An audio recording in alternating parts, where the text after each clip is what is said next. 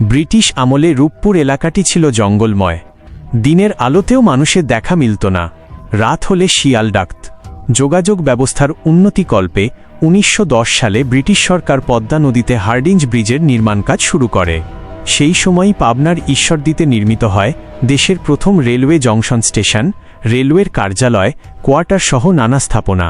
1915 সালে একযোগে চালু হয় নির্মাণাধীন প্রকল্পগুলো, যার মাধ্যমে ঈশ্বরদীর নিভৃত গ্রাম রূপপুরে প্রথম উন্নয়নের ছোঁয়া লাগে।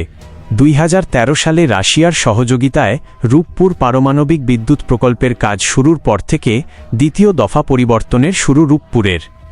নির্মাণ কাজের জন্য রূপপুরে আসতে থাকেন রাশিয়ার নাগরিকেরা, বদলাতে থাকে রূপপুরের রূপ। রাশিয়ানদের বসবাসের জন্য তৈরি করা হয় বড় বড় দালান।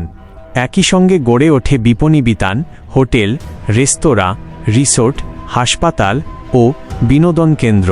নিভৃত দিয়ার শাহাপুর ও রূপপুর গ্রাম পরিণত হয় আলোঝলমলে ছোট্ট শহরে। দিন দিন গ্রামের মানুষদের সঙ্গে সখ্যতা গড়ে ওঠে রাশিয়ানদের। এখন তাঁদের দেখলে বোঝাই যায় না দুই দেশ ও দুই ভাষার নাগরিক তাঁরা।